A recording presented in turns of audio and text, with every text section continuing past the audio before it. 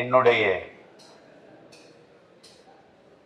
உயிருக்கினிய அன்பு உறவுகள் அனைவருக்கும் வணக்கம். அண்ணா பல்கலைக்கழக மாணவி நம்முடைய தங்கை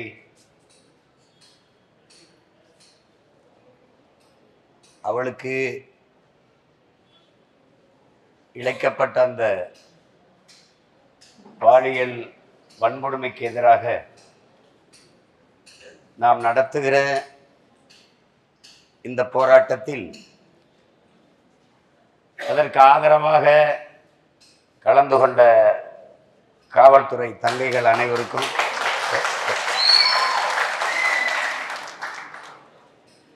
வள்ளுவர் கோட்டத்திலேயே அனுமதி கொடுத்து ஆர்ப்பாட்டம் செய்ய விட்டிருந்தால் 3 மணி நேரத்தில் முடித்துவிட்டு வீட்டிற்கு சென்றிருப்பார்கள். அது சென்னை செய்தியாக மட்டும் இருந்திருக்கும். அதனால் அவர்களை அங்கே பேச விடாது கைது செய்து ஒரு மண்டபத்தில் அடைத்து வைத்தால் அது அரசு மண்டபம். அது ஐயா முதல்வர் அவர்கள் தலைமையிலேயே ஆர்ப்பாட்டத்தை கை காசு கவர்மெண்ட் காசு குழந்தைகளுக்கு போடுவதோடு உப்புமா போடாமல் எங்களுக்கு ஒரு பருப்பு சோறை போட்டு போராட வைத்து அங்கே நடந்திருந்தால் இவ்வளோ பேருக்கு வாய்ப்பு கொடுத்துருக்க முடியாது. எல்லாரும் ஏறி பேசுங்கள் பேசுங்கள். அதே என் மகன்லாம் கேலி பண்ணுறான் பேரறிவாளன், சும்மா எனக்கெல்லாம் வாய்ப்பு கொடுக்குறாங்க அப்படிங்கிற மாதிரி போராட்டத்தை நாடங்களும் பரவ செய்து பேரெழுச்சியாக நடக்க வாய்ப்பளித்த தமிழ்நாடு அரசிற்கும் காவல்துறை அதிகாரிகளுக்கும் என் உங்களுடைய அன்பும் நன்றியும் வணக்கமும்.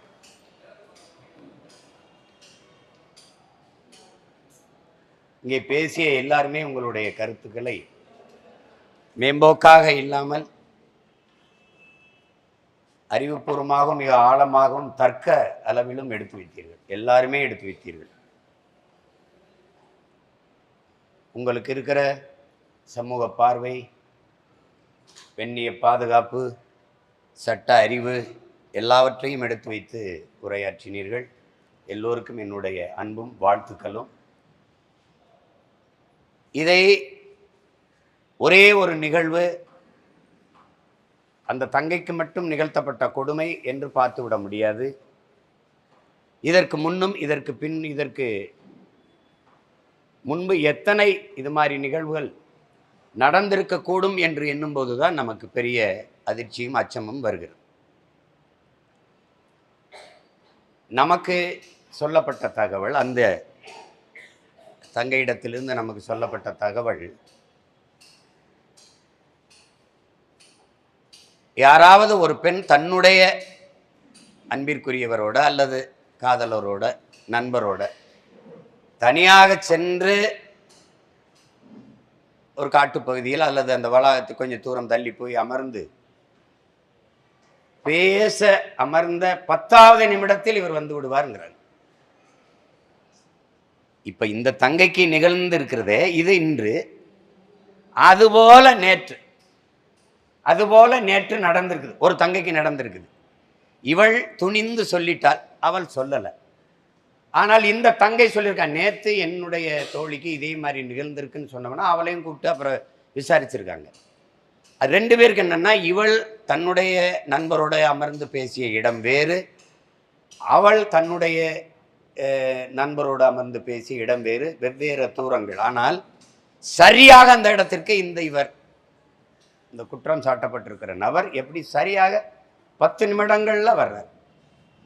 அப்ப யாரோ ஒருவர் இந்த கண்காணிப்பு கருவியில அதை பார்த்திருந்து அவருக்கு தகவல் கொடுத்து அவர் அங்க போய் அந்த பெண்ணுக்கும் பையனுக்கும் தெரியாமல் தூர இருந்து அதை காணொளிப்படுத்தி அவர்கள் என்னென்ன பேசிக்கிறார்கள் என்னென்ன செய்கிற காணொளிப்படுத்தி பிறகு அதை அந்த பெண்ணுகிட்ட காட்டி அச்சுறுத்தி, இதையெல்லாம் நீ எனக்கு என்னுடைய விருப்பத்திற்கு நீ இணங்கவில்லை என்றால், நான் சொல்வதை செய்யவில்லை என்றால் இதை வெளியிடுவேன். இதை இந்த ஆசிரியர் எனக்கு தெரியும், இந்த பேராசிரியர் தெரியும், அவற்றை காட்டுவேன், உன்னுடைய பெற்றோருக்கு அனுப்புவேன், இதை வலைத்தளத்தில் ஏற்றி விடுவேன், உன்னை எதிர்காலம் என்ன ஆகும் அப்படி என்றால் இதெல்லாம் நான் செய்யக்கூடாதுன்னா நான் சொல்றதை நீ கேளு என்று அவர் ஒரே ஒரு பெண்ணிடத்தில் அப்படி பேசியிருப்பார் அப்படின்னு நம்ம எப்படி நம்புறது? இதுக்கு முன்னாடி எத்தனை பெண்களை இவர் இது போல பேசியிருக்கக்கூடும்? இது ஒரு பெரிய வலைப்பின்னலாக இருக்குங்கிற அச்சத்தில் தான் இதை தீர விசாரியுங்கள், இதற்கு உரிய நடவடிக்கை எடுங்கள் என்று நாம் சொல்றது காரணம் தான். இப்போ திராவிட இங்கே பேசிய தம்பியெல்லாம் சொன்னாங்க, இதே இவர் திமுக கட்சியில் சார்ந்த ஒரு ஆண்மகனாக இருந்துட்டாரு, விட்டுட்டோம். இதையே திமுக கட்சியை சார்ந்த அந்த கட்சியின் குடும்பத்தை சார்ந்த ஒரு பெண்ணுக்கு இப்படி நேர்ந்திருந்தா நம்மளை இப்படி போராட விடாமல் தடுத்துருப்பாங்களா என்ன? இங்கே பேசிய இவ்வளோ பேரும் நீங்கள் சொல்றீங்க இந்த வழக்கு அரிதினும் அரிதா அன்னைக்கு ஒன்றும் நடந்துடல.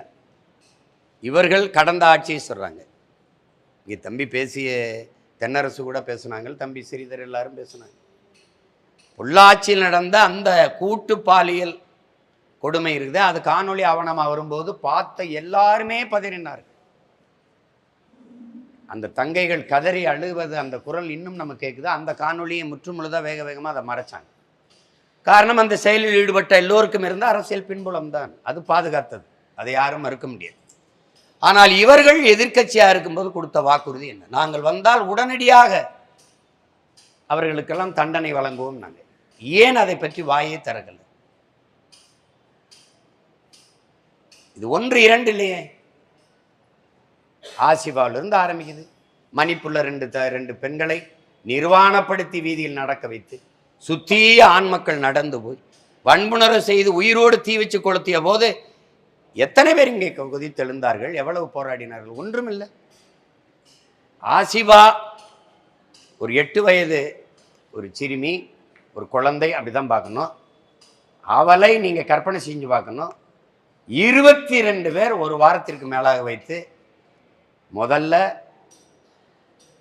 காலை உடைச்சி கையை உடைச்சி அவளை மயக்க நிலையில் வச்சு பல நாட்கள் ஒரு பச்சிளம் குழந்தையை வன்புணர்வு செய்தவனை கைதி பண்ணி கூட்டிகிட்டு போகும்போது அவர்கள் முழக்கமிட்டது பாரத மாதாக்கு ஜெய்தான். என்ன நடந்திருக்கு இந்த நாட்டில்? அப்படியே அந்த செய்தி கடத்தி விடப்பட்டது, மறக்கடிக்கப்பட்டது. பல்கீஸ் பானுக்கு நடந்தது என்ன? இதேதான். எல்லா குற்றவாளிகளும் விடுதலையானார்கள். அவர்களும் இதே முழக்கத்தை வைத்துத்தான் வெளியில வந்தார்கள். பேசுவதற்கு ஒருவனும் இல்லை. அதேதான் பொள்ளாச்சியில் நடந்த வன்புணர்வு. தங்கை ஸ்ரீமதிக்கு என்ன நடந்தது? அது கொலையா தற்கொலையா என்பது கூட இன்னும் முடிவு வரல. இதில் என்ன கொடுமை என்று பாருங்கள். அது கொலை என்று நம்மை போன்றவர்கள் குற்றம் சாட்டுகிறோம். அது தற்கொலை என்று நிர்வாகங்கள் அதிகாரத்தில் இருப்பவர் சொல்லுகிறார்கள். ஆனால் அதிகாரம் சிபிசிஐடி விசாரணை என்று சொல்லுது. காவல்துறை யார்கிட்ட இருக்கு? அதுவும் ஐயாட்டத்தை இருக்கு. சிபிசிஐடி யார்கிட்ட இருக்கு? அதுவும் ஐயாட்டத்தை இருக்கு. இது எப்படின்னா, எனக்கு இட்லி வேணாம் அப்படின்னா யாரு? தோசை மாவு எது? ஒரே மாவு தான். சுடுறது யாரு? அதே மாஸ்டர் தான். எந்த மாஸ்டர்? இந்த மாஸ்டர் தான்.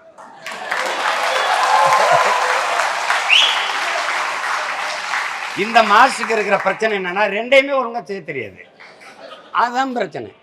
காவல்துறை சரியில்லைன்னு சிபிசிஐடிக்கு மாத்துறேன் அப்படின்னா மாத்திரியா? ஏன் மாத்திரியா? என்ன செய்றீங்க? என்ன கதை விட்டு? எத்தனை வருஷம் கதை விடுற இந்த கதையை? இன்னொன்று, ஓய்வற்ற நீதிபதிகளை வைத்து விசாரணை குழு. அதெல்லாம் நல்லா நுட்பமாக கொஞ்சிக்கணும். விசாரணை குழு இன்னும் விசாரிக்கிறார்கள். அவள் எலும்பு கூட மக்கி மண்ணோடு மண்ணா போயிருக்கும். இன்னும் விசாரிக்கிறார்கள். பிறகு ஒரு வழக்கு வருது நீதிமன்றத்திற்கு. அந்த காலகட்டத்தில் வருது. சிபிசிஐடி விசாரித்து கொண்டிருக்கிறது, நீதிபதிகள் விசாரித்து கொண்டிருக்கிறார்கள். ஏன்? பல லட்சம் கிலோமீட்டர் பயணம் செய்யணும்ல. ஒரு கிராமம் ஒரு அதிகபட்சம் போனால் 200 வீடு இருக்கும். அவள் படித்த கல்லூரி பக்கத்தில் இருக்கு. இதை கேட்கறதுக்கு 2 ஆண்டு ஆயிருக்குது. இன்னும் விசாரிக்கிறார்கள். அந்த நீதிபதி அந்த வழக்குக்கு தீர்ப்பு சொல்லுகிறார். சிபிசிஐடி விசாரிச்ச அறிக்கையில் தாக்கல் செய்யவில்லை, நீதிபதி குழு விசாரிச்ச அறிக்கை கொண்டு வந்து தரவில்லை. அந்த நீதிபதி சொல்லுகிறார் அது தற்கொலைதான் என்று தீர்ப்பு சொல்லிட்டார். அதுக்கப்புறம் இந்த விசாரணை எப்படி போகும்? எப்படி போகும்? எப்படிப்பட்ட ஆட்சி முறை, எப்படிப்பட்ட நிர்வாகம், இதேதான் ஒவ்வொன்றிலையும். தூத்துக்குடி துப்பாக்கி சூடு, அம்மா அருணா ஜெகதீசன் அவர்கள் ஒரு விசாரணை குழு, அந்த விசாரணையில் 3 மணி நேரம் நேர் நின்று சாட்சியம் சொன்ன ஒரே அரசியல் கட்சியை நடத்துகிற ஒருவன் நான் ஒருத்தன் தான் இருக்கேன். யாரு நேர் நின்று 3 மணி நேரம் சாட்சி சொன்னதில்லை. 3 மணி நேரம் நின்று பேசியவன்கிற முறையில் சொல்றேன். அந்த அறிக்கையை தாக்கல் செஞ்சாங்க. என்னாச்சு? எதுவுமே இல்லை. அந்த அறிக்கையை அருணா ஜெகதீசன் தமிழ்நாடு அரசுகிட்ட கொடுத்து தாக்கல் செய்து 6 மாசம் ஆகிவிட்டது என்பதே அங்க வேலை செஞ்ச ஒரு மான தமிழ் மகன், நம்மளோட அண்ணன் தம்பியில ஒருத்தன் எடுத்து வெளியிட்டான். 6 மாசமாச்சு அம்மா அந்த அறிக்கையை கொடுத்து இவங்க கண்டுக்கவே இல்லைன்னு வழிய வந்த பிறகுதான் நம்ம கேள்வி எழுப்பணும். அதுக்கும் பதில் இல்லை. அந்த துப்பாக்கி சூட்டில் ஈடுபட்ட எல்லாரும் பணியிட மாற்றம், பதவி உயர்வு.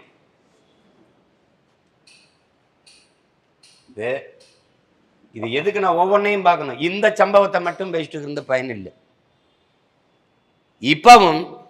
இப்பவும் நடந்துருச்சு.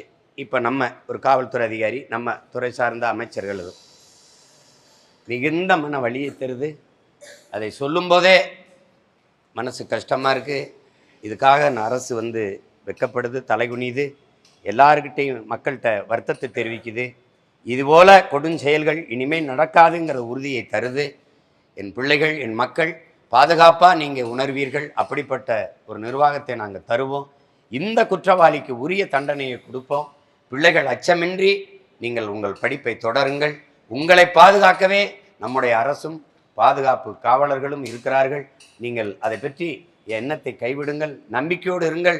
நீங்கள் இந்த தவறுக்கு நாங்கள் வருந்துகிறோம். இப்படிப்பட்ட மொழிகள் எப்படி இருக்கு? அது சிசிடிவி வேலை செய்யல. இப்போ கூட நிறைய சிசிடிவி இருக்குது, வேலை செஞ்சாலும் செய்யும். ஏன்னா நம்ம உட்கார்ந்து இருக்கிறதுனால என்ன பேசுகிறாங்க, சீமானா தம்பி தங்கச்சிகளும் நல்லா வேலை செய்யும். அது வேலை செய்தான்னு பார்த்துட்டு கூட இங்கே அடைச்சிருப்பாங்க. சிசிடிவி வேலை செய்யலைன்னு ஒரு காவல்துறை சொல்லுது. உங்கள் மனச்சான்றை தொட்டு சொல்லுங்க உடன் பிறந்தார்களே, இந்த பேச்சை கேட்குற பெருமக்களே. 10 ஆண்டுக்கு முன்னாடி இந்த கண்காணிப்பு கருவி வச்சு தான் எல்லா குற்றங்களையும் கண்டுபிடிச்சிட்டு இருந்தீங்களா? அதுக்கு முன்னாடி குற்றங்கள், கொடிய குற்றங்கள் கண்டுபிடிக்கப்படலையா? உரிய தண்டனை பெற்றுத்தரப்படவில்லையா? நீதிமன்றங்களுக்கு வழக்குகள் வரவில்லையா? இல்லை தீர்ப்புகள் வரவில்லையா? என்னது? எப்படி? ஒரு காரணம். கண்காணிப்பு கருவி என்பது கூடுதல் ஒரு வலிமை, ஒரு என்ன சொல்றது, ஒரு ஆதரவு, அவ்வளவுதான். கூடுதல் நமக்கு ஒரு பலம். அதுவே தான். அது வேலை செய்யல. நாங்கள் என்ன செய்யறதுன்னா, எப்படி சிசிடிவி வேலை செஞ்சாதான் நீங்கள் வேலை செய்வீங்க. அது பாருங்க, அவங்களுக்கு தேவையான இடத்துல தான் வேலை செய்யணும், வேலை செய்யும். அது இப்போ இந்த தொடர்வண்டி நிலையத்தில் ஒரு தங்கை கொல்லப்படுறார், அந்த இடத்துல வேலை செய்யல. அதில் குற்றஞ்சாட்டப்பட்ட தம்பி ராம்குமார்னு நினைக்கிறேன், அவர் சிறைக்குள்ள அவர் அறையில் அவர் தூக்கில் தொங்குறார். அந்த இடத்துல அது வேலை செய்யல. எல்லாம் வேலை செய்யுதுங்க அந்த இடம். சாரி, சிசிடிவி வேலை செய்யல. நீங்களாவது வேலை செஞ்சீங்களா? அது செய்யல, அதனால நாங்களும் செய்யல. இதுதான் நிலைமை. அவர்கள் தேவையான இடத்தில், அவர்களுக்கு தேவையான இடத்தில் வேலை செய்யும், அவர்களுக்கு தேவையில்லைன்னா அது வேலை செய்யாது. இப்படிப்பட்ட ஒரு ஆட்சி அதிகாரத்தை, நிர்வாகத்தை எங்கேயாவது பார்த்திருக்கீங்களா? என் மகன் சொன்ன மாதிரி, பேரெல்லாம் சொன்ன மாதிரி, அண்ணா பல்கலைக்கழகம் கடமை, கண்ணியம், கட்டுப்பாடுன்னு சொன்னார் அவர். அது 3க்கும் தான் திமுகவில் தட்டுப்பாடாக இருக்குது. அதான் இங்கே இருக்கிற பெரிய பிரச்சனை. அவர் என்ன பண்ணார்? அண்ணா பல்கலைக்கழகத்தில் அவர் பேரில் இருக்கிற பல்கலைக்கழகத்துக்கு என்ன ஆழ்ந்து கவனிங்க. இந்த குற்றச்செயலில் நிறைய இது போல நடந்திருக்க வாய்ப்பு இருக்கு. ஆனால் ஒரு மகன் அந்த வளாகத்திற்கு முன்பு பிரியாணி கடை, இந்த புலவு உணவு விற்கிற ஒருவன் இதை துணிஞ்சு சாத்தியமா செய்ய முடியாது. இவ்வளவு பெரிய வளாகத்துக்குள்ள போய் இந்த வேலையை ஒருத்தன் துணிஞ்சு செய்யறானா, அவனுக்கு பெரிய பின்புலமும் பாதுகாப்பும் இல்லாம, அந்த துணிவு இல்லாம அவனால் உள்ள நுழைஞ்சு இதை செய்ய முடியாது. அது யார்? அதுதான் இப்ப நம்ம கேட்கறது. அவன் தெரிஞ்சிருச்சு அவன் அயோக்கிய பெண். நீ முத நாள் 2 பேர் என்ன, அப்புறம் ஒருத்தன் யாரையும் ஒருத்தனை காப்பாத்துற விட்டுட்ட.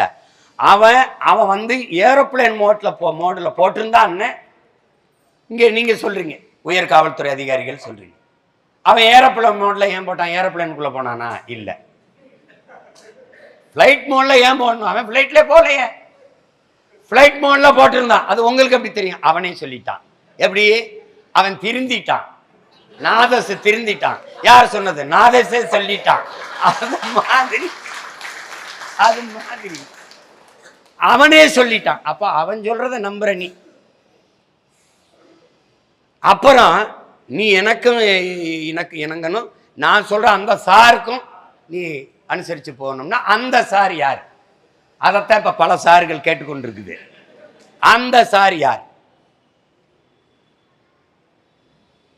நீங்க ஒரு எளிய தானே. ஒருத்தனுக்கு ஒரு துணிவு வருது அப்படின்னா, இது பெரிய குற்றம்னு அவனுக்கு தெரிஞ்சு அதை செய்யறதுக்கான துணிவு வருதுன்னா, அவனை பாதுகாக்க பெரிய பின்புலம் இருக்குதுங்கிறத நம்மளால உணர முடியுது. அது யாரு? அதுதான் இப்ப நம்ம தெரிஞ்சுக்க வேண்டியது. அது யார்?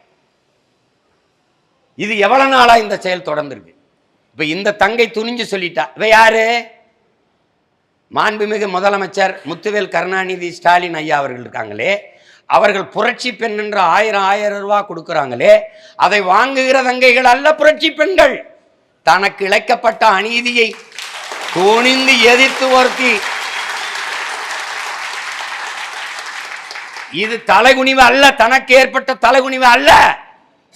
இதை அசிங்கமாக பார்க்கிறவர்கள், என்னிடத்தில் அப்படி நடந்து கொண்டவன், அவனை பெற்றவன், அவன் உடன் பிறந்தவன், இதையெல்லாம் பார்த்து கேலி பண்ணி சிரிக்கிற ஆண் மக்களுக்கு தாண்டா அவமானம் தலைகுனிமையும் தவிர, தனக்கில்லை என்று துணிந்து வந்து புகார் அளித்த அவள் தாண்டா உண்மையிலேயே புரட்சி பெண். அவளா உண்மையிலேயே புரட்சி பெண். அவன் அவளுக்கு கொடுத்த பாலியல் சித்திரவதை, தொந்தரவு, கொடுமையை விட அவள் கொடுத்த குற்றப்பதிவை, முதல் தகவல் அறிக்கையை வெளியிட்ட அயோக்கிய பெயர்கான் பண்றா, அவன் தாண்டா மிக கொடிய வன்புணர்வு செய்தான். அதுல இன்னும் கொடுமை என்ன தெரியுமா? அந்த பெண்ணுக்கு தான் அந்த தகவல் அறிக்கை தெரியும், இல்லைன்னா அந்த அவங்களோட உறவினர் வழக்கறிஞருக்கு தெரியும். அவங்க தான் வெளியிட்டு இருக்கணும்னு மிரட்டுதுக்காக. இப்ப பாருங்க, 181 அந்த இதுக்கு முதல்ல இந்த மகளிர் அதுக்கு அவங்க இப்போ அழைச்சி பேசுது, இந்த தங்கச்சி சொல்லுது. அதை அவங்க புகாராகவே எடுக்கலை. நடந்ததை நீங்கள் தெரிஞ்சுக்கணும்னா எடுக்கலை. திருப்பி கொஞ்ச நேரம் விட்டு இருக்குது. அப்போ அது என்னது? இது எங்கே நடந்தது? மறுபடியும் முதல்ல இருந்து அவ வலியிலையும் வேதனையிலையும் அவமானத்திலும் துடிச்சு போயிட்டு அவள் பேசுகிறான். அந்த இடத்துல ஒரு பெண்ணுக்கு பாதுகாப்புக்குன்னு இருக்கிற பிரிவுகள் எப்படி இயங்கணும்னு பாருங்க.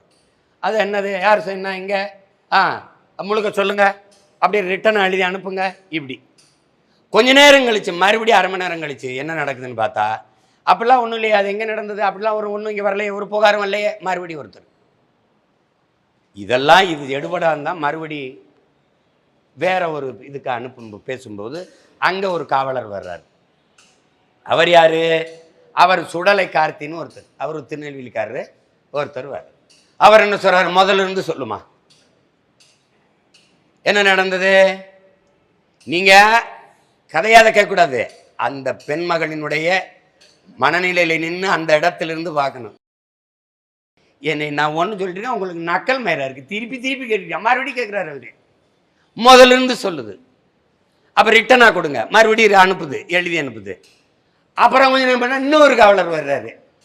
என்ன நடந்தது? முதல்ல இருந்து சொல்லுங்க. எப்படி இருக்கும்?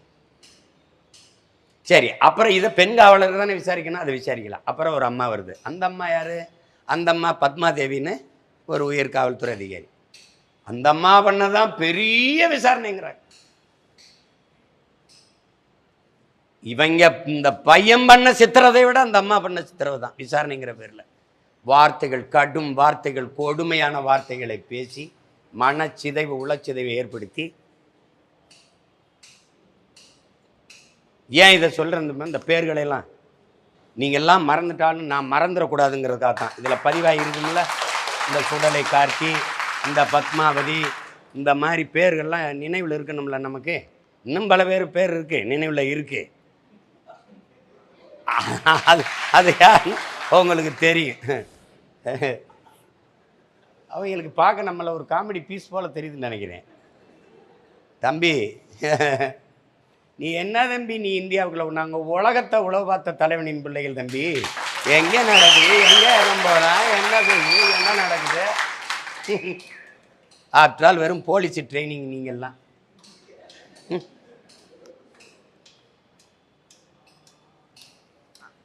அதுக்கப்புறம் இந்த புகார் அளிக்கணும் அப்படின்னு போகும்போது, என்னம்மா நீ புகாரில் அளிக்கிற, எஃப்ஐஆர்லாம் போட்டால் என்னம்மா ஆகும், உன்னை பற்றி தகவலெல்லாம் ஊடகங்களுக்கு வந்தால் அசிங்கமாயிரும், உன்னுடைய வாழ்க்கை எதிர்காலம் என்னாகும், அச்சுறுத்தி மிரட்டி அதை செய்ய விடாமல் தடுக்குது.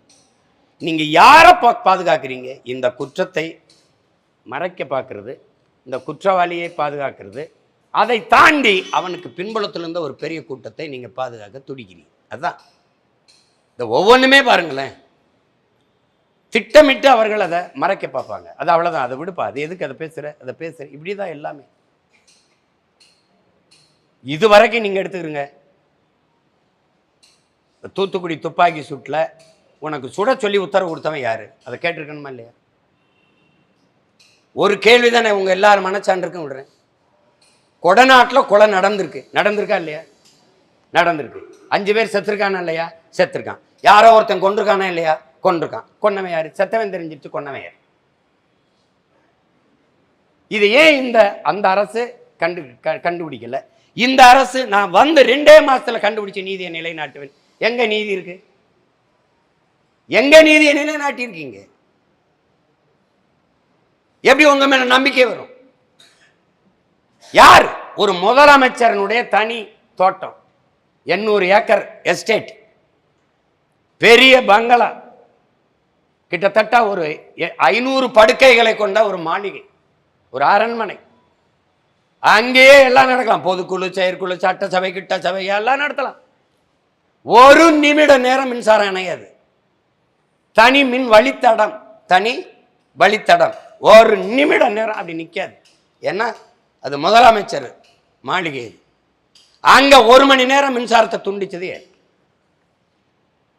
எனக்கு சாதாரணமா இருக்கிற எனக்கு எழுகிற கேள்வி அதிகாரத்தில் இருக்க யாருக்குமே எழல. ஏன் எழல? அவ எப்படி இந்த அதிகாரத்தின் மீது, இந்த ஆட்சியாளர்கள், இந்த பாதுகாப்பு படைப்பிரிவுகள் மீது பாமர மக்களுக்கு என்ன நம்பிக்கை வரும்? இந்த நாட்டில் என் தம்பி அபூபக்கர் சொன்னது போல இந்திய துணைக்கண்டத்தில் பட்டியலில், தரப்பட்டியலில் 5வது, 6வது, 4வது, 7வது இடத்துக்குள்ள இருக்கிற இந்த அண்ணா பல்கலைக்கழக வளாகத்துக்குள்ளேயே ஒரு மாணவிக்கு பாதுகாப்பு இல்லை என்றால், பாமரன் மக்கள், எளிய பிள்ளைகள் பேருந்துலையும் மாதிரி அதிலையும் தானியிலையும் வேலைக்கு சென்று விட்டு நடந்து 1 கிலோமீட்டர் 2 கிலோமீட்டர் வீட்டுக்கு செல்கிற பிள்ளைகளுக்கு என்ன பாதுகாப்பு இருக்கும்? அங்கேயே மின்விளக்கு இல்லை, அங்கேயே சிசிடிவி இல்லை, அது இல்லாமல் போயிடுச்சு. 80 விழுக்காடு மங்களா வேலை செஞ்சதுன்ற. அதுக்கு மாலைக்கண் நோய் இருக்கும்போது ராத்திரி ஆனால் கொஞ்சம் டிம் ஆயிருக்கும். அது இவங்கெல்லாம் மாதிரி ஒரு கதை. தமிழ்நாடு உயர்நீதிமன்றம் தமிழ்நாடு காவல்துறையை கண்டிக்குது. இது ஏன் இவ்வளவு இப்படி பண்றீங்க, பதில் இப்படி பொறுப்பற்று சொல்றீங்க அப்படின்னு சொல்லி கண்டிக்கும் போது, அது சட்டப்பூர்வமாக அதை விசாரிங்க, நடவடிக்கை எடுங்கன்னு சொல்லும்போது, இவ்வளவு சிக்கல் இருக்கும்போது அவசரமாக இந்த காவல்துறை ஐபிஎஸ் அதிகாரிகளுக்கு, ஐஏஎஸ் அதிகாரிகளுக்கு பதவி உயர்வும் பணியிட மாற்றமும் கொடுக்க வேண்டிய தேவை என்ன இருக்கு? ஏன் இன்னொரு 10 நாள் கழிச்சு செஞ்சான்னு? இதுக்கு முன்னாடி நீ செஞ்சிருக்கலாமே, ஏன் செய்யல?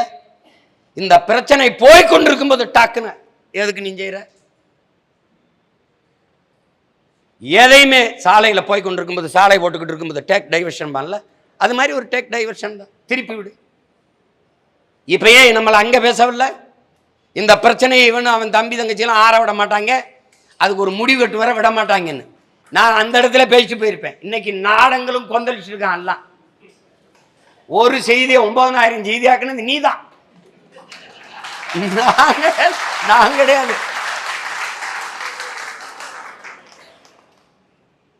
இல்லையா? நான் பாட்டுக்கு போயிருப்பேன். நீ தான் கல்லெடுத்து தெரிஞ்சு இந்த தேன் குழவியை கிளச்சி விட்டவன் நீ தான்.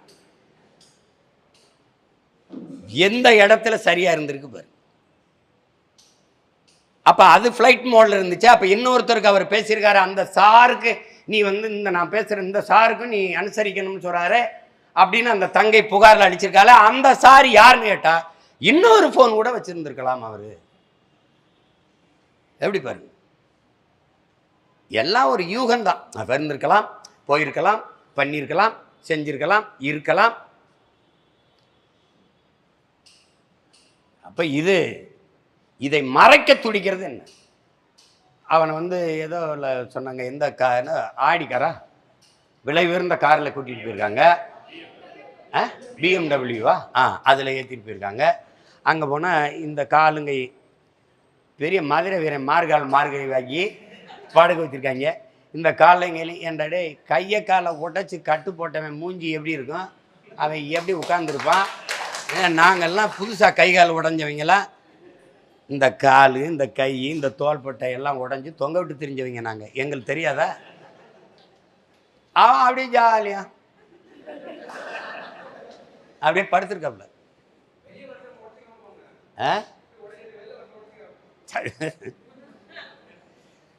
அவன் வந்து உட்காந்து அப்படியே உட்காந்துருக்காரு. அவரை காட்டும்போது அடித்து உடச்சி கட்டு போட்டு வச்சுருக்காங்கன்னொன்னே மக்களுக்கு மனசு ஆறிடுமா, கை காலை உடச்சிட்டாங்க. அப்படி இது இங்கே பேசிய தம்பி எல்லாம் சொன்னாங்க, இது நமக்கு ஒரு விதி இருக்கு. இப்போ என் மகன் கூட அறிவு கூட சொன்னாங்க, இதுவரை சிங்கள பெண்ணை நம்முடைய இயக்கத்தை சார்ந்த தலைவருடைய படையை சார்ந்த எந்த ஒரு வீரனும் ஒரு சிங்கள பெண்ணை கூட தொட்டதில்லை. ஆனால் அவர்கள் நம் குல பெண்களை ஒருவரையும் விட்டதில்லை. பழிக்கு பழி பதிலுக்கு பதில் என்கிற நோக்கில் கூட தலைவர் அதை செய்ய அனுமதிச்சதில்லை. புலிமறவர்கள் செய்ததில்லை. ஒரே ஒருவன் செய்துட்டான். அவன் கூட எதுக்கு செஞ்சிருக்கணும் தெரியுமா? எங்கள் தலைவன் எப்படிப்பட்டவன் உலகத்துக்கு காட்டுறதுக்காக கூட அந்த நிகழ்வு நடந்திருக்கலாம் என்று நான் நினைக்கிறேன். அவன் செஞ்சிட்டான். இந்த குற்றச்சாட்டு தலைவருக்கு வருது. அந்த தங்கைகிட்ட இருந்து புகார் வருது, இந்த மாதிரி இப்படி ஒரு வன்புணர்வு செஞ்சிட்டாரு அப்படின்ட்டு. இப்போ நம்மால் என்ன பண்ணியிருப்பாருன்னு நினைக்கிறீங்க? ஒரே அடி தான் மரண தண்டனை. மரண தண்டனை நிறைவேற்றிட்டு அவர் சொன்னது, அந்த தங்கச்சிக்கிட்ட சொல்லிருங்க, அண்ணன் அவருக்கு மரண தண்டனை நிறைவேற்றிட்டு. அந்த பெண் யார்? சிங்கள பெண். ஒரு தடவை பாருங்க, மரண தண்டனை நான் நிறைவேற்றிட்டேன் இந்த அண்ணன் என்று அந்த தங்கை கிட்ட சொல்லிருங்க. அவ சிங்கள பெண்ணு. அப்ப அந்த அந்த மாதிரி தலைவன் எங்க தலைவன் என்று காட்டுவதற்கு கூட அந்த நிகழ்வு நிகழ்ந்திருக்கலாம். அதுக்கப்புறம் அது மாதிரி கிடையாது. நமக்கு ஒரு கோட்பாடு உண்டு. உலகத்தில் எந்த குற்றத்திற்கும் நமக்கு வந்து மரணம் தண்டனையாக இருக்கக்கூடாதுங்கிறதா நம்மளுடைய கொள்கை முடிவு. ஏன்னா தண்டனை என்பது ஒருவன் தான் செய்த தவறுக்கு வருந்தி திருந்தி மறுபடியும் வாழ வாய்ப்பளிப்பதற்கு பேர் தான் தண்டனை. சிறை என்பது ஒரு மனநல காப்பகம்தான். அது ஒரு சீர்திருத்தகம்தான். காந்தியடிகளே சொல்றாரு, அது கொலைக்காலம் அல்ல.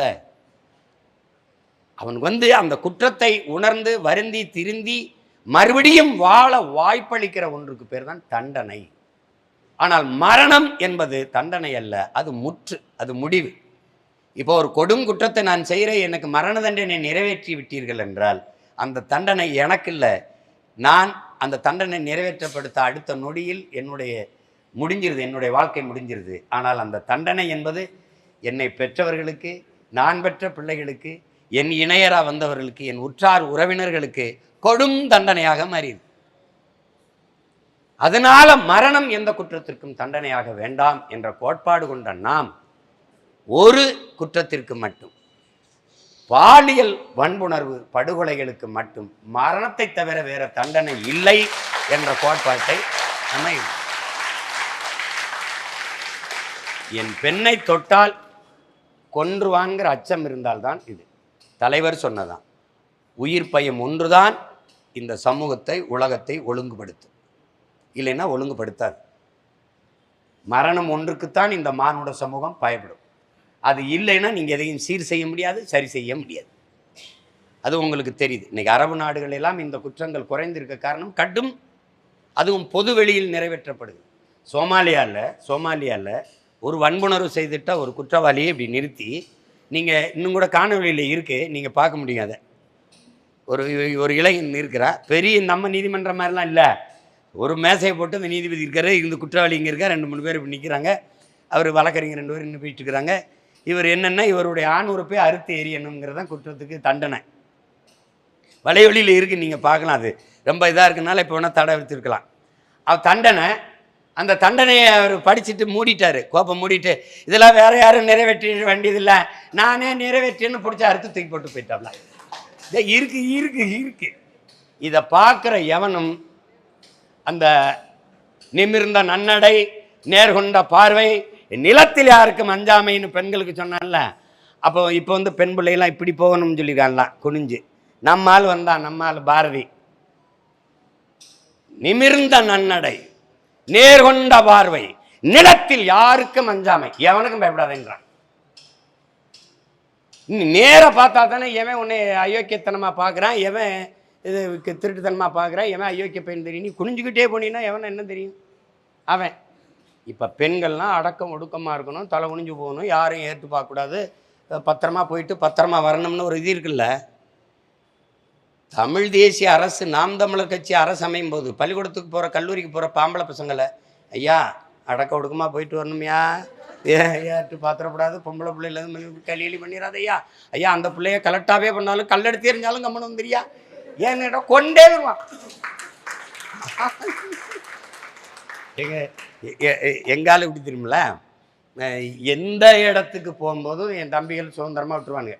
அது அன்பு சோலையோ, காந்தருவன அறிவிச்சோலையோ, மற்ற முகாம்கள் எதாக இருந்தாலும், நவம அறிவுக்கூடமோ, எங்கே போனாலும் சும்மா போயிட்டு வா அப்படின்னு விட்டுட்டு வண்டிக்கிட்டே இருந்துருவாங்க. நான் பாட்டு சுதந்திரமாக போய் பேசிட்டு வந்துடுவேன். ஆனால் அந்த மயூரி இல்லம்னு ஒன்று இருக்குது. ஐயோ, அது வந்து போரில் காயம்பட்ட பெண் போராளிகளுக்கு மட்டுமான ஒரு பாதுகாப்பு இடம். அங்கே போகும்போது கையை பிடிச்சிக்கிட்டு இருக்கமா, அண்ணே கவனம், அண்ணே பத்திரம், அண்ணே கவனம் பத்திரம், அடுத்த நாள் கடிதம் அங்கே போயிடும், உங்கள் ஆள் சிவதாண்டவம் ஆடிடுவாப்ல. எப்படி சொல்ற, சிவதாண்டவம் ஆடிடுவாப்ல, பார்த்துக்கிரு. எந்த விசாரணை இருக்காது, இவங்க கடிதம் போட்டால் உடனடியாக நம்பிடுவார். பத்திரமா போயிட்டு வா, பேசிட்டு வா, அது கவனம் கவனம்னு என்னை அனுப்புகிறான். மற்றதுக்கெல்லாம் எதுவுமே சொல்ல. அங்கே போனால் ஒருத்தி படுத்துருக்காப்ல, ஒரு தங்கச்சி, அவளுக்கு ரொம்ப செல்லம், ஏன்னா இடுப்பு கீழே இயங்காது, இந்த கழுத்துக்கு கீழே உணவு மட்டும்தான் போங்க. அவளை பார்த்துக்கிற ஒரு பெண் போராளி என்னை உட்கார சொல்கிறான், உட்கார் அப்படின்னு, ஏதாவது ஒரு பாட்டு பாடேன்றான். இந்த வெளியிலேருந்து இப்படி பார்க்குறேன், பாடிரு பாடிரு பாடி. அப்புறம் ஏதோ ஒரு கதை சொல்லு, இன்னொரு தங்கச்சி எல்லாம் ஆளுக்கு பேசியிருக்கு. எல்லாம் அவளுக்கு இடுப்புக்குள்ளே விளங்காத, வண்டியை தள்ளிட்டு வரா, போகாது பண்ணுவா. அவளுக்கு என்ன 3 மணி நேரம், ஒரு தங்கச்சி கூட சொல்லியிருப்பாளே 3 மணி நேரம் எங்கள் கூடயே உட்காந்து பேசியிருந்தாப்புல. அவள் இந்த மாதிரி யாருக்கும் கிடைக்காத வாய்ப்பு வந்து அன்னை கூட இருந்து நல்லா சாப்பிட்டு பாடங்களை எடுத்து நல்லா பேச்சு போகிற. அதான் சொல்லிவிட்ட வேலையை அங்கே செய்யலை, இதுலேயே குண்டை கட்டிட்டு வந்து மோதி பிரிவீங்க. பயங்கரமாக மிரட்டுவாளுங்க. ஏன்னா பெண் பிள்ளைகள் ஒரு புகார்னு ஒன்று கொடுத்துட்டா விசாரணையும் கிடையாது, ஒரு இளவும் கிடையாது, போடுறாதான். அதனால அவ்வளவு பயம் இருந்துச்சு பெண் பிள்ளைகள்கிட்ட, பெண் போராளிகள்கிட்ட. அவங்களுக்கு எதுவும் தப்பாக, அவங்களுக்கு எதுவும் கம்ப்ளைண்ட் போகாத அளவுக்கு பவ்யமாக நடக்கணும்னு எதிர்ப்பாங்க. அது மாதிரி நம்மக்கிட்ட வரும்போது, அதிகாரம் வரும்போது, ஆண்மைங்கிறதுக்கு அழகு என்ன, ஆண்மை அப்படின்னா அதுக்கு அர்த்தம் பெண்மையை பாதுகாக்கிறதுனால தான் அதுக்கு பெருமையே, அந்த ஆண்மைக்கு பெருமையே. ஒரு தாய் தலைமகன் ஆண்மகனாக இருக்க வேண்டும் என்று விரும்புவதே தனக்கு பின்னாடி வருகிற தங்கைகளை, தங்கை போல இருக்கிற பல மங்கைகளை தன் மகன் ஆண்மகனாக நின்று பாதுகாப்பான்ங்கிறதுக்காக தான். அந்த அதுக்கு ஆண்மைங்கிறதுக்கு அடையாளம் பெருமையா அதுதான். அதுதான் இங்கே தங்கச்சி காளியம்மா கூட சொன்னாங்க, இது பெண்களுக்கு மட்டும்தான் நிர்வாணம் இருக்குது, பெண்களுக்கு மட்டும்தான் அவமானம் இருக்குது அப்படின்னு. அப்படி இந்த சமூகம் கட்டமைக்கப்பட்டுருச்சு. அது இப்போ காட்சிகளையும் யூடிசிங்னு அது பெண்களை கேலி பண்ணுறது, இப்படி பண்ணி பாடலெல்லாம் பெண்களை இப்படி பாடி கேலி பண்ணி பாடுறது, இப்படியே வந்து அது ஒரு கலாச்சாரமாக உருவாகிட்டது. இது மாறணும். இங்கே பேசிய சில தங்கைகள்லாம் சொன்னாங்க, அது அந்த காரணத்தை மறுக்காமல் இருக்க முடியாது, ஏன்னா ஏற்காமல் இருக்க முடியாது. ஏன்னா எல்லா குற்றங்களும் இங்கே நிறைந்த மது போதையில் தான் நடக்குது. அந்த கொக்கைன், அபின், இந்த கஞ்சா, இந்த மாத்திரைகள், இந்த போதைகளில் நடக்குது. 100க்கு 90-95 விழுக்காடு குற்றங்கள் நிறைந்த போதையில் நடக்குது. இதை வைத்துக்கொண்டு ஒரு குற்றமற்ற சமூகத்தை படைப்பது என்பது சட்டம் ஒழுங்கை சரி செய்வோம், பாதுகாப்போம் என்று பேசுவதெல்லாம் வேடிக்கையானது, ரொம்ப வேடிக்கையானது. இப்ப நம்ம கேட்கறது, இந்த குற்றவாளி இவர்தான்னா ஒருவர் மட்டும்தான் செய்தாரா, அவர் ஏன் இதை செய்தார் என்கிற உறுதிமொழியை விசாரணிச்சு ஏதாவது வாக்குமூலம் எடுத்திருக்கீங்களா? அவர் இதுக்கு முன்னாடி இதுதான் முதல் முறையா, இதுக்கு முன்னாடி எதுலையும் ஈடுபட்டு நமக்கு தெரிஞ்சே 2, முத நாள் ஒரு தங்கச்சிட்டு அந்த மாதிரி நடந்திருக்காரு, இது ஒன்று நடந்திருக்காரு. அந்த பெண்களை உடையை கலட்ட வச்சு முழு உடையற்ற உடலோடு ஆவணப்படுத்தி காட்சிப்படுத்திக்கிட்டு அந்த காட்சியை வைத்து மிரட்டி அவர் நினைச்சதை சாதிச்சிருக்காரு. அதான் நடந்திருக்கு. இந்த இதை நான் வலைத்தளத்தில் ஏற்றுவேன், உன்னுடைய பெற்றோர்களுக்கு அனுப்புவேன். நான் இங்கே இருக்கிற பேராசிரியர்களாக எனக்கு தெரியும், அவங்களுக்கு அனுப்பி யார் இந்த அவருடைய ஆண் இணையரோட அல்லது அன்பிற்குரியவரோட பேசிட்டு இருக்கிறது நெருக்கமாக இருக்கிற பதிவை எடுத்து இதை அனுப்புவேன். உன்னுடைய படிப்பு என்னாங்க அப்படின்னா நான் சொல்கிறத கேள்வி. அப்போ என்னையோட நீ இணங்கி இருக்கிறது போல் நான் சொல்கிற சாருக்கெல்லாம் நீ இணங்கி இருக்கணுங்கிறது தான் இது நடந்திருக்குது. அப்போ அந்த அந்த அந்த தங்கையோட படம் எடுத்தான்ல அந்த காணொலி எங்கே? அதை எடுத்து அழிச்சியலா? இவர்கள் அவசரமாக முதல்ல எடுத்து அவனை விசாரிச்சுட்டு வீட்டுக்கு அனுப்புனது ஏன்? இப்போ அதான கேள்வி. கைது பண்ணி கொண்டு போயிட்டு உடனே திருப்பி வீட்டுக்கு அனுப்பிட்டாங்க. அனுப்பி இந்த கட்சி இவர்களோட தொடர்புல பல காட்சிகளை அழித்து அவன் அந்த தடம் இல்லாமல் எடுத்துருக்காப்ல, அழிச்சிட்டாங்க. தவறி 1-2 படங்கள் அது எடுத்து நம்ம தம்பிகள் எடுத்து வெளியிட்டாங்க. அதில் சாதாரணமாக சொல்கிறாங்க யார் வேணாலும் வந்து எடுக்கலாம் அப்படிங்கிறாங்க, யார் வேணாலும் வந்து எடுக்கலாங்கிறாங்க. இது எப்படி? யார் வேணாலும் அமைச்சரோட துணை முதல்வரோட எடுத்துட முடியுமா? நாளைக்கு நீனும் அறிவும் போய் எடுத்துட்டு வாங்கடா. திருச்செந்தூரில் ஒரு யானை வந்து பாகனை மிதித்து கொண்டுருது. அது என்ன நடந்துருதுன்னு பார்த்தீங்கன்னா, அந்த யானையுடைய பழைய பாகனுடைய மகன் இப்போ புது பாகன் இருக்கான். இந்த பழைய பாகன் இறந்து போயிடுறான். அந்த சின்ன பையன், அந்த பாகனுடைய மகன் இந்த யானையோட சின்ன வயசுலேருந்து வளர்ந்துருக்கான். இப்போ அவன் ரொம்ப நாள் போயிட்டான். திருப்பி வரும்போது அது உணவு சாப்பிட்டுட்டு இருந்திருக்கு, இந்த புல்லை சாப்பிட்டுட்டு இருந்திருக்கு, கரும்பை அது சாப்பிட்டுட்டு இருந்திருக்கு.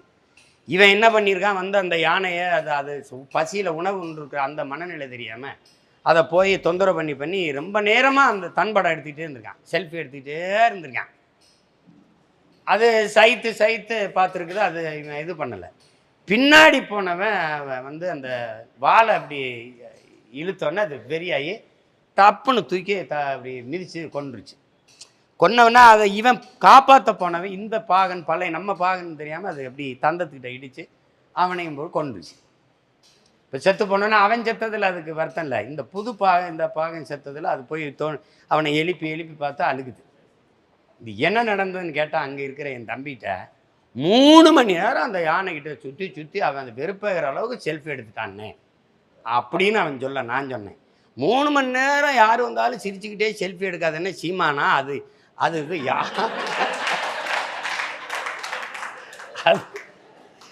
அது யானை, அதுக்கிட்ட போய் எதுக்கு அந்த வேலையை செய்யறது? அது மாதிரி இவன் இதே வேலையாக தெரிஞ்சிருக்கான். ஏற்கனவே ஒரு கல்லூரியில் உங்களுக்கு தெரியும், அதுக்கு தண்டனை வந்து வழக்கெல்லாம் நடந்துக்கிட்டு இருக்கு. அதை நம்ம சொல்ல வேண்டியதில்லை. அது இந்த மாதிரி பெண் பிள்ளைகளை தவறாக பயன்படுத்தினாங்கங்கிற வழக்கு. அப்போ இந்த மாதிரி கல்லூரிகளில், பல்கலைக்கழக வளாகங்களில் இப்போ இதில் முக்கிய செய்தி ஒன்று நீங்கள்லாம் வச்சுக்கணும்.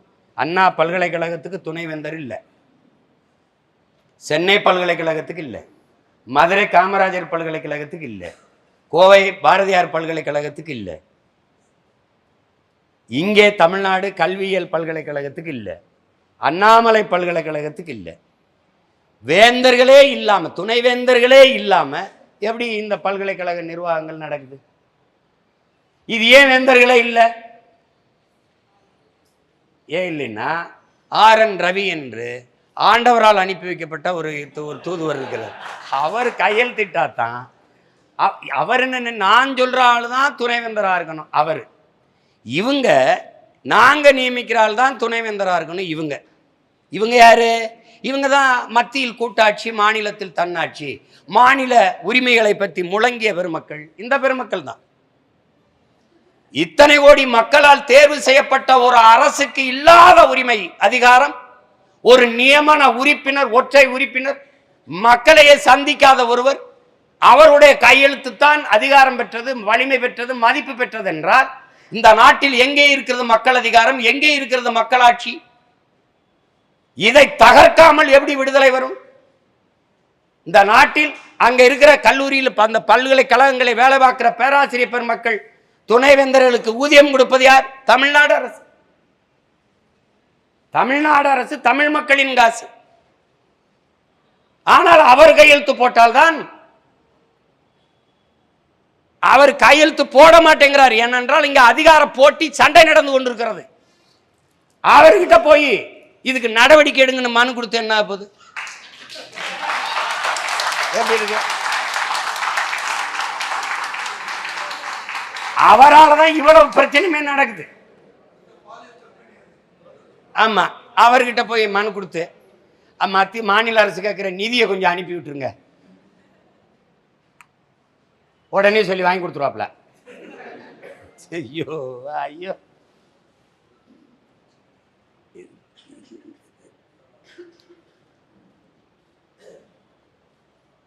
இது ஒரு நிகழ்வல்ல, இதுபோல பல நிகழ்வுகள் அங்கங்கே நடந்து கொண்டுதான் இருக்கிறது. ஆனால் இந்த தங்கைக்கு இருக்கிற துணிவு மற்ற தங்கைகளுக்கு இல்லாமல் இருந்ததுனால இது வெளியில் வரலை. சிலது வெளியில் வரலை, மறைக்கப்படுது. இது எப்படி பார்த்தாலும் புரட்சியாளர் அண்ணல் அம்பேத்கர் சொன்னதா, அதிகாரம் மிக வலிமையானது, அது அயோக்கியர்களை காப்பாற்றுது, தனக்கு வேண்டியவர்களை காப்பாற்றுது. அதுக்கு எவ்வளவு வேலை செய்யுதுன்னு பாரு. இந்த வள்ளுவர் கோட்டத்தில் நமக்கு போராடுவதற்கு அனுமதியை மறுத்தவர் கொடுத்த கடிதத்தை எல்லாத்தையும் ரிலீஸ் பண்ணுறீங்களா? இதையும் ஒரு தடவை ரிலீஸ் பண்ணி விடுங்கடா. இந்த எஃப்ஐஆர் ரிலீஸ் பண்ண மாதிரி பண்ணுங்க. படிக்கும்போது எல்லாருக்கும் 3 மணி நேரம் ஒரு நகைச்சுவை படம் பார்த்த மாதிரி இருக்கும். இதுக்கு முன்னாடி ஒரு நகைச்சுவை நடந்திருக்குது. ஐயா கருணாநிதி அவர்கள் முதலமைச்சராக இருக்கிற போது நான் நெய்வேலி பழுப்பு நிலக்கரி மின் உற்பத்தி இருந்ததில் நான் போராட போனேன். நிலம் கையகப்படுத்துறதுக்கு போராட போனேன். அப்போ போராட போகும்போது என்னை சீமான் இங்கே பேச விட்டால் முதல்ல அனுமதி கொடுத்துட்டாங்க. நான் போகும்போது 144 தடை உத்தரவு போட்டு என்னை கைது பண்ணுறாங்க. அப்போ அதுக்கு எனக்கு ஒரு இது கொடுக்குறாங்க, மறுத்து அதில் எழுதியிருக்கு, சீமானை இங்கே பேச விட்டால் மின் உற்பத்தி பாதிக்கப்படும். சிரிக்கிறீங்களா? இதே மாதிரி தான் மின் உற்பத்தி பாதிக்கப்படுமா? அப்போ நான் தான் இது மொத்தம் இப்போ ஃபேக்ட்ரியே நான் தானா? எப்படி புரியல, எப்படி பாதிக்கும்? உண்மையிலே எழுதியிருக்குது. திருப்பி கொஞ்ச நாள் கழித்து இந்த அம்மா முதலமைச்சரான பிறகு இந்த தனியாருக்கு விற்க போகிறாங்க இந்த பங்குகளைங்கும்போது அது விற்கக்கூடாது. எங்கள் தாத்தா ஜம்புலிங்க முதலியார் தன் சொந்த நிலத்தை பொது சொத்தாக கொடுத்தாரு. நீங்கள் அந்த பொது சொத்தை அதை லாபத்தில் ஓடிக்கொண்டிருக்கிற என்எல்சியை நீங்கள் தனியார்கிட்ட கொடுக்கக்கூடாதுன்னு போராட போனேன். அப்போ இதே மாதிரி கைது பண்ணி பாருங்கள், நீங்கள் நம்ப முடியுதா பாருங்கள். ஒரே காரணம், சீமானை இங்கே பேச விட்டீர்கள் என்றால் மின் உற்பத்தி பாதிக்கப்படும். அதே கடிதம் தான். அதே மாதிரி இங்கே இப்போதான் நம்ம முதலா வள்ளுவர் கோட்டத்தில் போராட வந்தது மாதிரி பல 100 போராட்டங்களை, ஏன் 1000 போராட்டங்களுக்கு மேலே நம்ம செஞ்சுருக்கோம் அந்த இடத்துல. இந்த முறை அதிகப்படியாக கூட்டம் வரும் என்று நாங்கள் கணிப்பது. அதே கூடாரமே காலியாகி போயிடுச்சு, அப்புறம் கிட்ட எங்க கூட்டம் வரப்போகுது? நம்ம கூட்டத்தை விட பெருங்கூட்டம் காவலர்கள் கூட்டம். ஏன்னா பாதிக்கப்பட்ட தங்கச்சி மேல அவ்வளவு பாசம். அது நின்று போக்குவரத்து நெரிசலாயிரும், சட்டம் ஒழுங்குக்கு இடையூறாயிரும். திடீர்னு இந்த போராட்டத்துக்கு மட்டும் இவ்வளவு. இதெல்லாம் நீங்க இங்கெல்லாம் பேசின எல்லாரும் தம்பி அபுலாம் சொல்றாங்க சர்வாதிகாரம். அந்த வார்த்தையை நீங்க பயன்படுத்தக்கூடாது. சர்வாதிகாரம் என்பது ஒரு நேர்மையாளன் சர்வாதிகாரியாகத்தான் இருக்க முடியும். சர்வாதிகாரம் என்பது வேறு, கொடுங்கோன்மை என்பது வேறு. இந்த ரூல்ஸ் அண்ட் ரெகுலேஷன்ங்கிறோம்ல, இது விதி, இதை பின்பற்றி ஆக வேண்டும் என்று சொல்வது அதை பார்க்கிறவனுக்கு சர்வாதிகாரமாக தான் தெரியும். இந்த விதியை கட்டாயமாக கடைபிடிக்க வேண்டும் என்று சொல்வது சர்வாதிகாரமாகத்தான் தெரியும். ஆனால் கொடுங்கோன்மை என்பது வேற. எது கொடுங்கோன்மை? இந்த பெருமக்களினுடைய ஆட்சியில் நடக்கிற ஒவ்வொன்றும் கொடுங்கோன்மை. என்னென்ன கொடுங்கோன்மை? ரேஷன் அரிசியை வண்டியில் இருந்து ஏற்றி இறக்கினதில் 1900 கோடி இழப்பு என்று கணக்கு காட்டுவது கொடுங்கோன்மையா இல்லை? ரேஸ் 1900 கோடி என்று அரசே சொல்லுது. சிறை கைதிகள் விலை உற்பத்தி செய்த பொருள் ஊறுகாய், இந்த அது இட்லி பொடி, சில தலையினர், இதெல்லாம் சில தயாரிப்பார்கள் சிறை கைதிகள். அவர்கள் தயாரித்து விற்ற அந்த இதுல நான் 14 கோடியை சிறை கைதிகள் உற்பத்தி செய்த பொருளை விற்றதில் 14 கோடியை இவர்கள் கையாடி இருக்கிறார். இது இந்த ஆட்சிக்கு பேர் என்ன? இதெல்லாம் கொடுங்கோன்மை. இது எதிர்கட்சியா இருந்து ஒருத்தர் சொன்னா பாருங்க, இது திமுக மட்டும் ஆளுங்கட்சியா நம்ம எதிர்கட்சியா இருந்திருந்தா சட்டை கட்சி கால கொடுமை. இந்த கொடுமை தொடராம இருக்க வேண்டும் என்றால் நாம் வென்றாக வேண்டும். அதற்கு ஒரே வழிதான் இருக்கிறது. எப்படி பார்த்தாலும் வெற்றிக்கு ஒரு வழிதான், கடுமையான உழைப்பு, வலிமையான அமைப்பு, கடுமையான உழைப்பு. இதுதான் வெற்றிக்கு இருக்கிற இறுதி வாய்ப்பு. எல்லோரும் இந்த வெறியை, இந்த கோபத்தை, இந்த நெருப்பை அணைய விடாமல் அடைகாத்து 2026 படைப்போம் புதிய அரசியல் வரலாறு என்ற அந்த மந்திரத்தை சொல்லி சொல்லி இன்னைக்கு நம்முடைய தலைவர், பிரிட்டிஷார் நம்மை அடக்கி அடிமைப்படுத்தி ஆண்டார்கள். ஆனால் அவர்களிடத்திலே ஒரு குறைந்தபட்ச ஜனநாயகம் இருந்தது. நாம் விடுதலைக்காக போராடினோம். அதற்கு அனுமதிக்கிற ஒரு குறைந்தபட்ச ஜனநாயகமாவது அவர்களிடத்தில் இருந்தது. என் அன்பு தம்பி தங்கைகளே, அடிமை இந்தியாவில் ஒரு காந்தி, அடிமை இந்தியாவில் ஒரு சுபாஷ் சந்திர போஸ், அடிமை இந்தியாவில் ஒரு பகத்சிங், அடிமை இந்தியாவில் நம் பாட்டன் வாவு சிதம்பரனார், அடிமை இந்தியாவில் நமது வீரமிக்க முன்னோர்கள் தீரன் சின்னமலை, பூலித்தேவன், மருதுபாண்டியர், அழகுமுத்துக்கோன், சுந்தரலிங்கனார், வெள்ளையத்தேவன், பெரும்படுகு முத்தரையர், பண்டார வன்னியன், இப்படி நம்முடைய வீர பெரும்பாட்டியார், வேலு நாச்சியார், மருதுபாண்டியர், இப்படி பல்வேறு மக்கள் தோன்ற முடிந்தது விடுதலைக்காக. விடுதலை பெற்ற இந்தியாவில் அந்த எண்ணம் இருந்தால் கருவிலையே அழித்து விடுவார்கள், கலைத்து விடுவார்கள். ஆனால் வெள்ளைக்காரன் நம்மளை போராட அனுமதித்தான். விடுதலை பெற்ற நாடு என்று சொல்லிக்கொண்டு போராடக்கூட அனுமதிக்கவில்லை இவர்கள்தான் கருத்து சுதந்திரம், பத்திரிகை சுதந்திரம், ஊடக சுதந்திரம், எழுத்து சுதந்திரம், பேச்சு சுதந்திரம் என்றெல்லாம் பேசியவர்கள் இந்த திராவிட திருவாளர்கள் தான். இதையெல்லாம் வஞ்சம் வச்சு ஹிட்லர் சொல்றான்ல, அசிங்கங்கள், அவமானங்கள், ஏச்சுக்கள், பேச்சுக்கள் எல்லாவற்றையும் உன் ஆள் மனதுக்குள்ள அடக்கி வையடா, ஒரு நாள் அதிகாரத்தை கைப்பற்று கருவறுத்து விடடா என்று சொல்கிறார். அதுதான் நமக்கு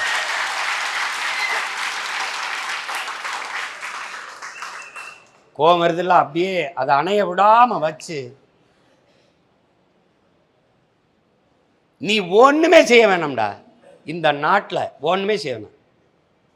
திராவிடம் அப்படின்னு இருக்குவாரு. விடம் என்றால் விஷம் என்று பொருள்.